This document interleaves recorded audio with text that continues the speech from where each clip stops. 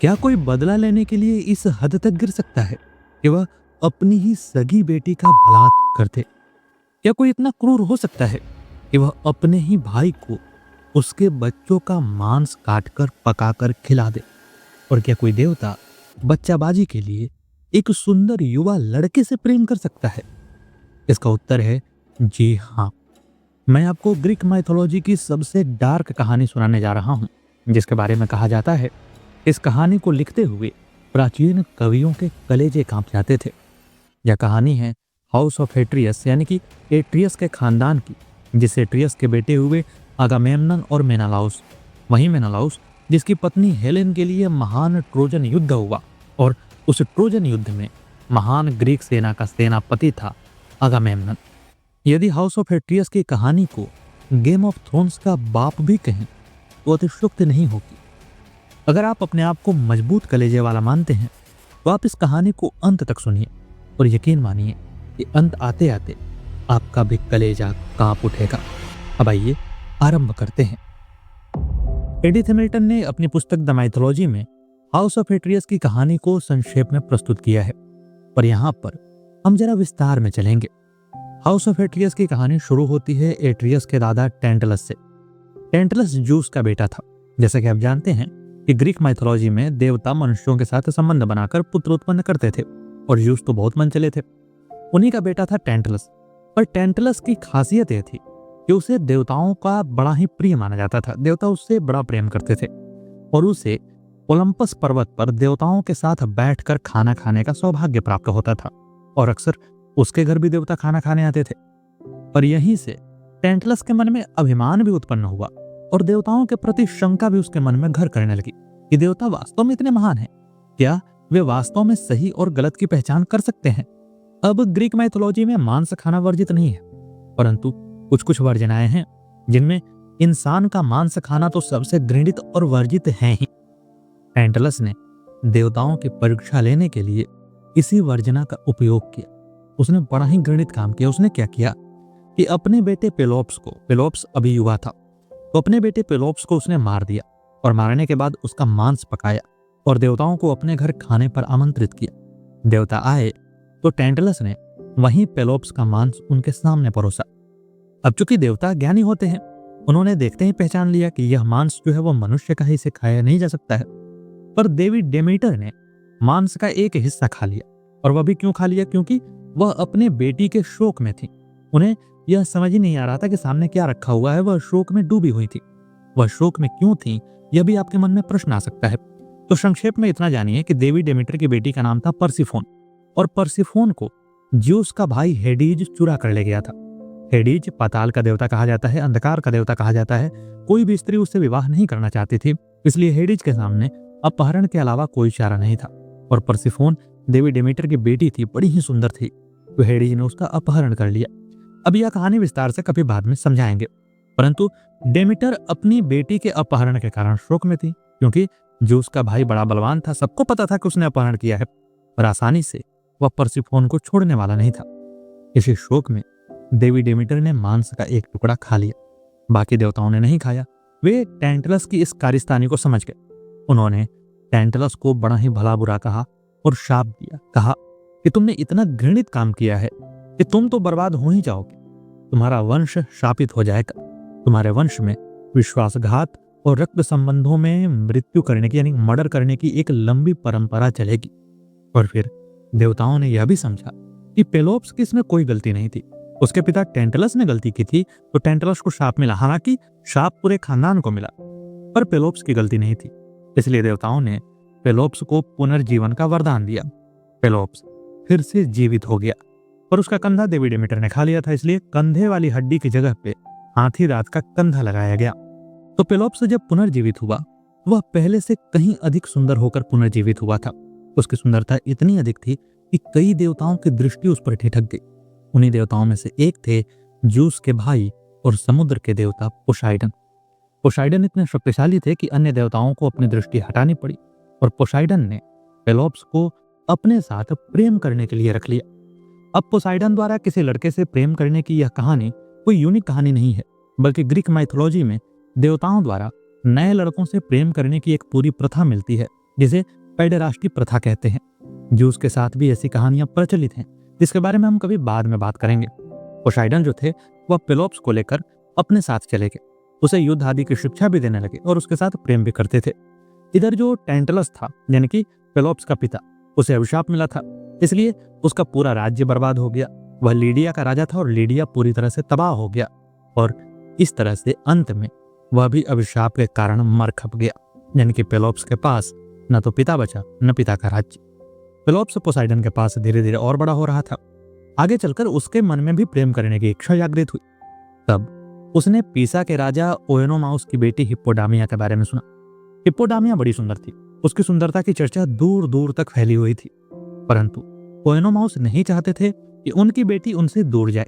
अब यहाँ पर कई लोग सिर्फ पिता के प्रेम का हवाला देते हैं, जबकि कुछ ग्रीक लेखक ऐसा कहते हैं कि ओएनोमाउस को अपनी ही बेटी से प्रेम था, इसलिए वह नहीं चाहते थे कि उनकी बेटी उनसे दूर जाए, परंतु बेटी को घर में रख भी नहीं सकते थे। तो ओएनोमाउस ने एक शर्त रखी, बड़ी ही अनोखी शर्त। ओएनोमाउस ने यह शर्त रखी थी कि जो भी उनकी बेटी से विवाह करने का इच्छुक है वह पहले ओएनोमाउस को रथ दौड़ में हरा दे।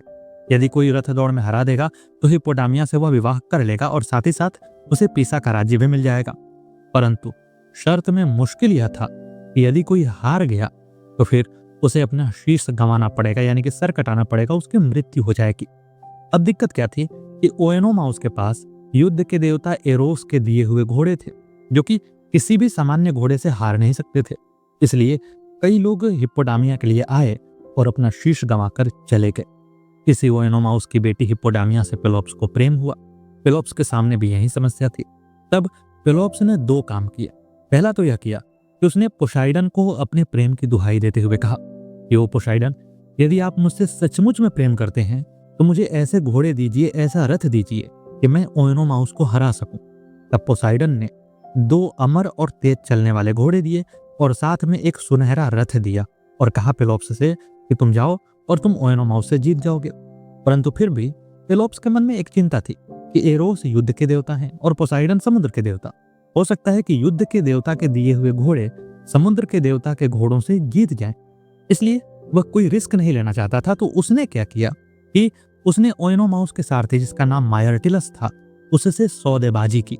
उसने कहा कि तुम इस रथ दौड़ में मेरी सहायता करो और यदि मैं जीत जाऊंगा तो मैं तुम्हें पीसा का आधा राज्य दे दूंगा।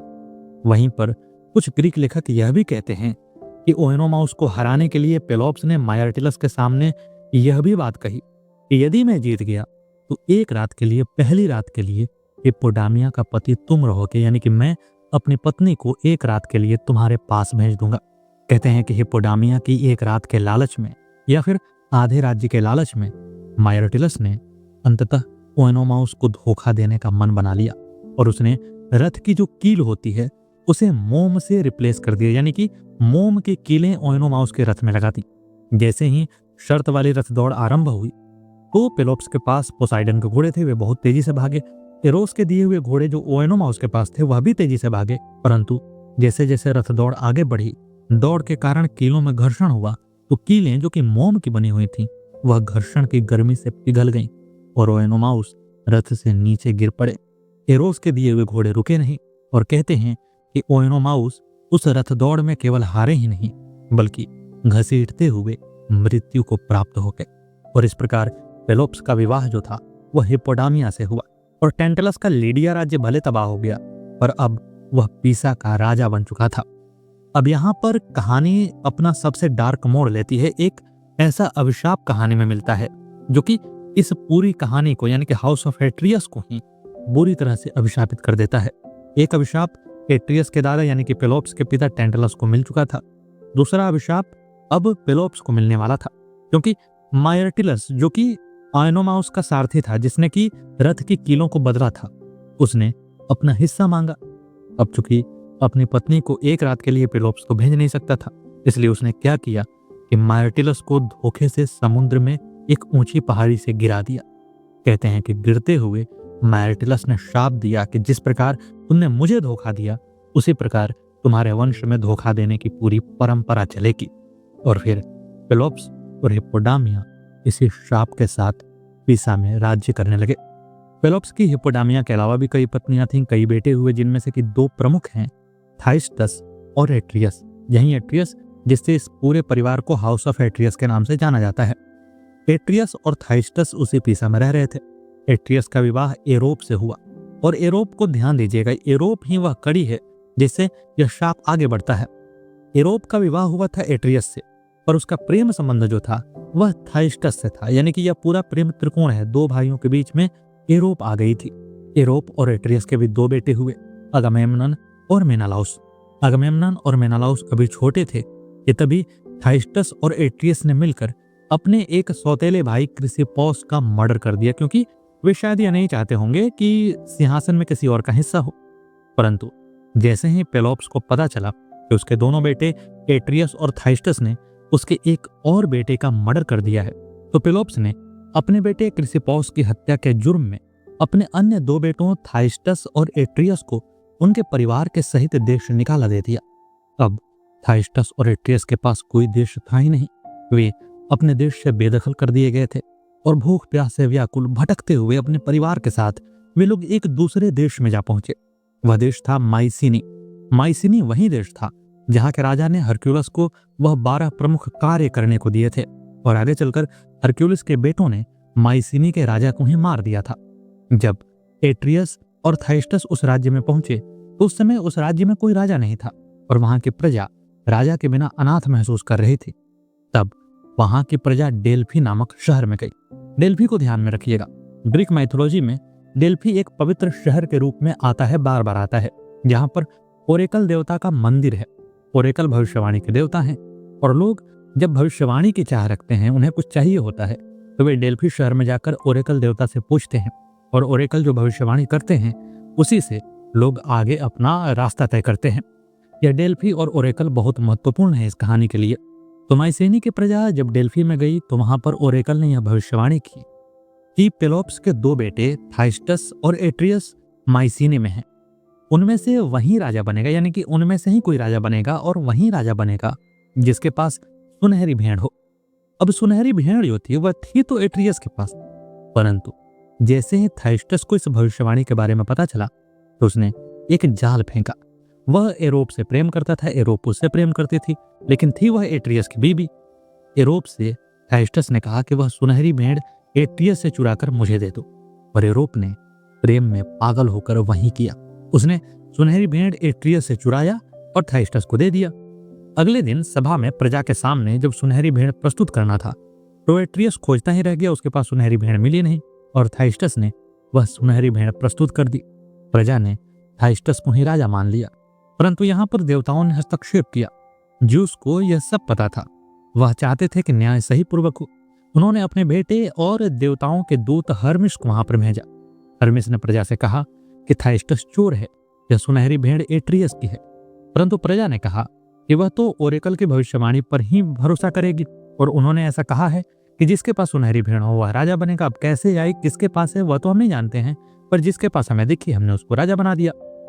तब हर्मिस ने कहा कि देवताओं के न्याय पर भरोसा करो, एक रात के लिए रुको, और अगली सुबह अगर सूर्य जैसे नियमित रूप से पूरब से उदित होता है, अगर वैसा ही हुआ तो तुम थाइस्टस को राजा बना देना। पर यदि देवताओं ने न्याय किया, यदि सूर्य पश्चिम से उदित हुआ, तो फिर तुम्हें एट्रियस को राजा बनाना होगा। लोगों को भी बड़ा आश्चर्य हुआ। उन्होंने कहा ठीक है, एक रात रुक जाते हैं, देवताओं का न्याय देख लेते हैं, क्योंकि उन्होंने कभी भी सूरज को पश्चिम से उगते हुए नहीं देखा था। परंतु अगला दिन एक ऐतिहासिक दिन था। उस दिन देवताओं ने न्याय किया और सूरज पूरब की जगह पश्चिम से उदित हुआ, और इस प्रकार थाइस्टस की चोरी पकड़ी गई। एट्रियस राजा बना। अब एट्रियस के पास एक राज्य था, वह माइसिनी का राजा हो गया था, परंतु उसका क्रोध एरोप और थाइस्टस दोनों पर टूट पड़ा। उसने एरोप को तो कहते हैं कि समुद्र में डुबाकर मरवा दिया, पर थाइस्टस को पहले उसने देश निकाला दिया, और दूसरी बार उसने वह किया जो कोई भी सम्मानित मनुष्य करने में 10 बार सोचेगा। एक बार घृणित से घृणित मनुष्य भी ऐसा करने से पहले कांप उठेगा। एट्रियस ने क्या किया कि उसने पहले थाइस्टस को बुलाया, कहा कि तुम मेरे भाई हो, मैं तुम्हें क्षमा करता हूं, आओ और मेरे साथ भोज करो।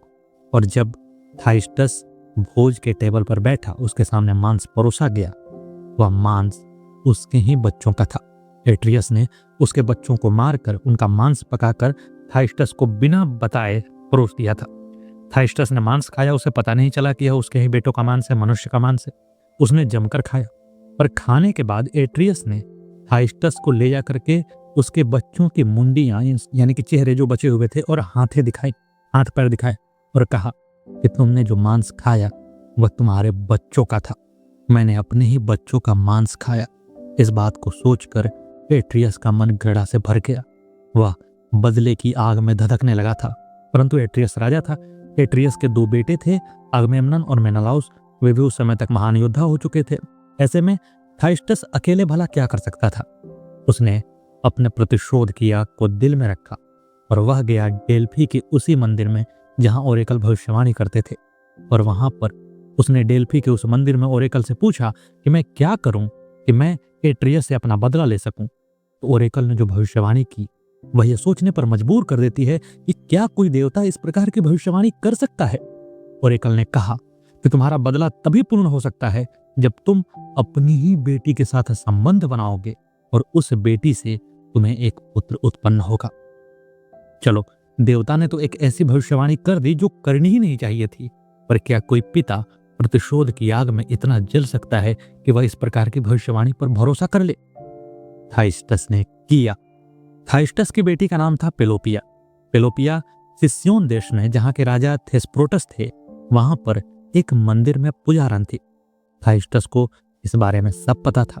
उसने क्या किया कि नदी के किनारे शाम के समय अपना चेहरा कपड़ों में छुपा करके अपनी ही बेटी पेलोपिया की प्रतीक्षा करने लगा।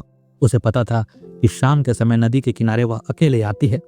उसने अकेले सही समय पर जब पेलोपिया आई, उसने पेलोपिया को पकड़ लिया। पेलोपिया चीखने चिल्लाने लगी। उसने कहा कि मैं मंदिर की पुजारन हूं, मेरे साथ ऐसा करना पाप को आमंत्रण देना है। परंतु प्रतिशोध की आग में जलते हुए थाइस्टस के लिए पाप, पुण्य, घृणित और क्या सही है क्या गलत, यह कुछ भी मायने नहीं रखता था। उसने जबरदस्ती अपनी ही बेटी के साथ संबंध बनाए।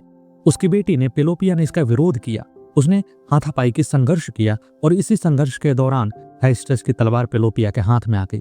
पेलोपिया वह तलवार छोड़ नहीं रही थी। थाइस्टस ने थोड़ा बहुत प्रयास किया, पर फिर वह वहां से भागने को मजबूर हो गया, क्योंकि वह जानता था कि अधिक समय तक यहाँ पर रुका, कोई आ गया और मैं पकड़ा गया तो फिर मेरा जो यह घृणित कर्म है वह सबके सामने आ जाएगा। वह अपनी तलवार को छोड़कर भाग गया और पेलोपिया उस तलवार को लेकर लूटी पिटी थेस्प्रोटस के पास महल में आई। उसने सारी दास्तान बताई और वह तलवार अपने पास रख ली कि भविष्य में हो सकता है कि इसी तलवार के सहारे वह अपने साथ जो कुकृत्य किया हुआ है उसके पास पहुंच जाए। पेलोपिया उसी थेस्प्रोटस के यहाँ बेटी की तरह रहने लगी। थेस्प्रोटस ने उसे सांत्वना दिया, उसे अपनी बेटी की तरह माना और उस मंदिर में से तो हटा दिया क्योंकि वह अब लूटी जा चुकी थी, परंतु अपनी बेटी की तरह महल में रख लिया। कहते हैं कि अपनी बेटी से इस प्रकार का घृणित कर्म करने के बाद थाइस्टस का मन और विचलित हो गया। वह भागा भागा डेल्फी शहर में गया और वहीं पर मंदिर में निवास करने लगा, क्योंकि वह जानता था कि उसने वह पाप किया है जो उसके मृत्यु को आमंत्रित करेगा। केवल वह डेल्फी का मंदिर ही था जहां पर कोई उसे मार नहीं सकता था, क्योंकि मंदिर में किसी को भी मारना वर्जित था। वह उस मंदिर में शरण लेकर रहने लगा। इधर माइसीनी राज्य में कहते हैं कि अकाल पड़ गया। जो राजा एट्रियस था वह अपने भाई थाइस्टस को खोजने के लिए निकला और खोजते हुए उसी सिस्योन देश में चला गया जहां पर पेलोपिया थेस्प्रोटस की बेटी बनकर रही थी। पेलोपिया को देखकर एट्रियस का प्रेम जागृत हुआ। एट्रियस को नहीं पता था कि पेलोपिया जो है उसके भाई की बेटी है और इस समय उसके भाई ने ही उसे गर्भवती कर दिया है। परंतु एट्रियस को पेलोपिया से प्रेम हुआ। उसने थेस्प्रोटस से कहा कि मैं पेलोपिया से विवाह करना चाहता हूं। शायद थेस्प्रोटस को भी यह पता नहीं था, या शायद यह हो सकता है कि एट्रियस महान राजा था तो उसे संबंध स्थापित करने की जिद थी उसके साथ। थेस्प्रोटस ने यह बताया नहीं कि यह थाइस्टस की बेटी है और इस प्रकार एट्रियस का विवाह अपने ही भाई थाइस्टस की बेटी पेलोपिया से हो गया, जिसके पेट में थाइस्टस का बेटा था। विवाह के कुछ समय तक एट्रियस वहीं पर रहा। तब तक पेलोपिया का गर्भ पूरा हुआ। उसका गर्भ जब पूरा हुआ तो उसने एक बेटे को जन्म दिया। अब पेलोपिया का मन में था कि यह बेटा जो है वह एक घृणित कर्म से उत्पन्न हुआ है, इसलिए मैं इसे पालूंगी नहीं। उसने उस बेटे को वन में फेंकवा दिया। परंतु कहते हैं कि वन में एक बकरी ने बिना किसी सहायता के उसे अपना दूध पिलाया और इसीलिए बकरी का दूध पीने वाला नाम उसका नाम पड़ा एजिस्थस। एजिस्थस का जो अर्थ होता है शाब्दिक, वह बकरी से जुड़ा हुआ है। एजिस्थस को जब चरवाहों ने देखा कि बकरी अपना दूध पिला रही है तो उन्हें लगा इस बच्चे को बचाना चाहिए। उन्होंने उस बच्चे को बचाया और जब उन्हें पता चला कि यह बच्चा पेलोपिया का है जो कि एट्रियस की पत्नी हो चुकी है, तो वे लेकर पेलोपिया के पास गए। तब एट्रियस को लगा कि यह बच्चा उसका ही है और तब उसने पेलोपिया से कहा कि इस बच्चे को रख लो, यह मेरा बेटा है, मैं इसे उसी प्रकार पालूंगा जैसा मैंने एगमेम्नन और मेनालाउस को पाला था। और यही बच्चा आगे चलकर एट्रियस की हत्या करने वाला था। इधर जब माइसिनी में अकाल पड़ा तो देवताओं ने भविष्यवाणी की कि थाइस्टस को जब तक कैद कर माइसिनी नहीं लाया जाएगा तब तक अकाल इसी तरह चलता रहेगा। एट्रियस ने अपने दोनों जवान बेटों अगामेम्नन और मेनालाउस को यह संदेश दिया कि जाओ और थाइस्टस को कहीं से भी खोज कर लाओ। अगामेम्नन और मेनालाउस उसे खोजते हुए डेल्फी पहुंचे। डेल्फी के मंदिर में उसे मारा तो नहीं जा सकता था पर उसे कैद किया जा सकता था। थाइस्टस को कैद करके वहां पर यानी कि एट्रियस के राज माइसिनी में लाया गया। माइसिनी में लाए जाने के बाद उसे मारने के लिए एट्रियस ने अपने बेटे एजिस्थस को भेजा। यानी कि जब तक ये पूरी घटना घटी उस दौरान तक एजिस्थस बड़ा हो चुका था, समय काफी व्यतीत हो चुका था। तो जब एजिस्थस मारने के लिए यानी कि थाइस्टिस को मारने के लिए एजिस्थस जा रहा था तो उसके हाथ में वही तलवार थी जो उसकी मां ने उस दुर्दांत अपराधी से छीनी हुई थी, जिसने उससे नदी के किनारे उस दिन जबरदस्ती का संबंध बनाया था, जिससे एजिस्थस का जन्म हुआ था। एजिस्थस अपनी मां की वही तलवार लेकर थाइस्टस को मारने जेल में गया। जैसे ही थाइस्टस ने उस तलवार को देखा वह उस तलवार को पहचान गया। उसने कहा कि बेटे तुम्हें यह तलवार कहां से मिली? एजिस्थस ने कहा कि मेरी मां पेलोपिया से। तब थाइस्टस ने कहा कि अपनी मां को बुलाओ। पेलोपिया वहां पर आई और जैसे ही थाइस्टस ने सारी बात उससे बताई और पेलोपिया को यह विश्वास हो गया कि उसका अपना ही पिता उसके साथ इस प्रकार का दुष्कृत्य कर चुका है, वह अपने पिता द्वारा ही बर्बाद की गई है, तो उसका हृदय और पीड़ा से भर गया। उसने अपने बेटे एजिस्थस के हाथ से तलवार ली और वही तलवार अपने सीने में पैवस्त कर लिया और इस प्रकार पेलोपिया दुख और पीड़ा के मारे अपने आप को ही समाप्त कर लेती है। परंतु एजिस्थस को अब उसका पिता मिल चुका था। वह एट्रियस को अपना पिता अब तक मानता आ रहा था। एट्रियस ने भी उससे खूब प्रेम किया था। परंतु कहानी देखिए इस शाप के कारण इस परिवार में किस प्रकार का विश्वासघात पैदा हो रहा था। एजिस्थस ने अपने पिता थाइस्टस से पूछा कि मुझे क्या करना चाहिए, तो थाइस्टस ने कहा कि तुम जाओ और अपने पिता यानी कि एट्रियस का मर्डर कर दो। वहीं तलवार लेकर यानी कि अपनी मां पेलोपिया के खून में डूबी हुई तलवार को लेकर एजिस्थस एट्रियस के पास गया। एट्रियस समुद्र के किनारे बैठा हुआ उसी की प्रतीक्षा कर रहा था कि कब वह आए और थाइस्टस की मृत्यु का समाचार सुनाए, पर एजिस्थस ने थाइस्टस की मृत्यु का समाचार सुनाने की जगह एट्रियस का ही गला काट दिया उस तलवार से और इस प्रकार थाइस्टस से पहले एट्रियस की मौत हो गई। तब तक एट्रियस के दोनों बेटे यानी कि आगामेम्नन और मेनालाउस बड़े हो चुके थे। वे महान योद्धा भी थे। जैसे ही उन्हें एजिस्थस के इस क्रूर कर्म के बारे में पता चला तो उन्होंने एजिस्थस को गिरफ्तार कर लिया और थाइस्टस का कत्ल कर दिया यानी कि थाइस्टस को मार डाला। इस प्रकार थाइस्टस भी मारा गया और एट्रियस भी मारा गया, पेनेलोपिया भी मर गई, एरोप भी चली गई, यानी कि पिछली पीढ़ी समाप्त हो गई और नई पीढ़ी आ गई। नई पीढ़ी में अगामेम्नन था, मेनालाउस था और था एजिस्थस। अगामेम्नन ने वही गलती की जो कि उसके पिता ने की थी। एट्रियस ने थाइस्टिस को नहीं मरवाया था, जबकि थाइस्टस का संबंध उसकी पत्नी से था। अगर वह वहीं पर मरवा देता तो आगे यह कहानी नहीं बढ़ती, परंतु उसने अपने भाई को नहीं मरवाया था और यही अगामेम्नन ने भी किया। अगामेम्नन ने एजिस्थस को मरवाया नहीं बल्कि देश से निकाला दे दिया और आगे चलकर क्लाइटेमेनेस्ट्रा जो कि अगामेम्नन की पत्नी थी उससे एजिस्थस का प्रेम संबंध स्थापित हो गया।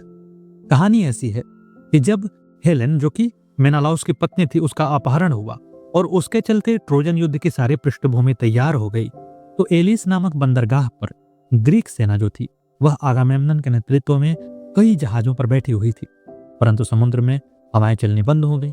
अब समुद्र में सेना आगे बढ़े तो बढ़े कैसे? तब कालचस ने यह भविष्यवाणी की कि शिकार की देवी आर्टेमिस का एक सुनहरा हिरण आगामेम्नन ने मार दिया था। इसी कारण क्रोधित होकर आर्टेमिस ने हवाएं बंद कर दी हैं और हवाएं तभी चलेंगी जब अगामेम्नन अपने किसी प्रिय की बलि आर्टेमिस को चढ़ाएगा। अगामेम्नन की सबसे प्रिय थी उसकी बेटी इफिजेनिया। अब अगामेम्नन के सामने दो रास्ते थे, या तो वह अपनी लाखों की सेना को उसी बंदरगाह पर फंसाकर मार डाले, या फिर अपनी प्रिय बेटी इफिजेनिया का कत्ल कर दे। उसने लाखों की जगह अपनी बेटी को चुना, यानी कि लाखों की हत्या की जगह अपनी बेटी की हत्या को चुना, और जो कि शायद कोई भी योद्धा चुनता। अगामेम्नन ने अपनी बेटी इफिजेनिया को बलि देने के लिए अपनी बेटी को और अपनी पत्नी को यह कहकर बुलवाया कि तुम लोग एलिस के द्वीप पर आओ और यहाँ पर एकिलीस से मैं अपनी बेटी की शादी करूंगा। क्लाइटेमेनेस्ट्रा, जो कि अगामेम्नन की बीवी थी, उसने अपनी बेटी इफिजेनिया को बहुत ही सजाकर दुल्हन की तरह तैयार कर बड़ी ही प्रसन्नतापूर्वक एलिस द्वीप पर आई, क्योंकि एकिलीस सबसे महान योद्धा था। उससे शादी करना किसी भी लड़की के लिए सौभाग्य की बात थी। परंतु यहाँ पर शादी नहीं, मृत्यु प्रतीक्षा कर रही थी। क्लाइटेमेनेस्ट्रा के सामने ही अगामेम्नन ने अपने ही हाथों अपने बेटी की बलि चढ़ा दी, और कहते हैं कि क्लाइटेमेनेस्ट्रा यह देखकर अपने हृदय में प्रतिशोध की ज्वाला लेकर वापस गई। इधर अगामेम्नन 10 सालों तक ट्रोजन युद्ध में फंसा रहा। इन 10 सालों में क्लाइटेमेनेस्ट्रा का संबंध एजिस्थस के साथ हुआ, और फिर जब अगामेम्नन लौट कर वापस आया तो इसी एजिस्थस और क्लाइटेमेनेस्ट्रा ने मिल करके उसका कत्ल कर दिया। अगामेम्नन को उसकी बीबी क्लाइटेमेनेस्ट्रा और उसके सौतेले भाई एजिस्थस ने मिलकर मार डाला। परंतु उनके वंश को, यानी कि हाउस ऑफ एट्रियस को मिला हुआ शाप यहीं पर समाप्त नहीं होता है, वह आगे जाता है। और आगे अगामेम्नन के बेटे ओरेस्टस ने अपनी ही मां क्लाइटेमेनेस्ट्रा का कत्ल इसलिए कर दिया क्योंकि उसकी मां ने उसके पिता का कत्ल किया था। और फिर ओरेस्टस के पीछे कलह की 3 देवियां लगीं। आगे चलकर देवी एथीना ने न्याय किया, और यह न्याय कहते हैं कि इतिहास में मनुष्यों का पहला न्याय था। ओरेस्टस की पूरी कहानी बड़ी रोचक है, और आप कहेंगे तो मैं आगे उसे जरूर प्रस्तुत करूंगा, परंतु हाउस ऑफ एट्रियस की यह कहानी यहीं पर समाप्त होती है। उम्मीद है कि आपने इससे डार्क कहानी पहले नहीं सुनी होगी, और विशेषकर इंडियन माइथोलॉजी में, हिंदू पौराणिक ग्रंथों में इस प्रकार की डार्क कहानी तो कहीं नहीं मिलती है। असुरों ने भी इस प्रकार पारिवारिक व्यभिचार और इस प्रकार के घृणित कर्म नहीं किए, या शायद किए हों पर मुझे ना पता हो। अगर आपको पता है तो कमेंट बॉक्स में जरूर बताइए। साथ ही इस कहानी के बारे में आपकी क्या राय है कमेंट बॉक्स में जरूर बताइए, क्योंकि जब कमेंट बॉक्स में आप अपने विचार रखते हैं तो हमें पता चलता है कि हमारी कहानी आपके सामने सही से पहुंच रही है या नहीं पहुंच रही है, आपकी चिंतन शक्ति कितनी है और मैं उससे क्या सीख सकता हूँ। मिलते हैं अगले वीडियो में अगली कहानी के साथ। तब तक के लिए नमस्कार।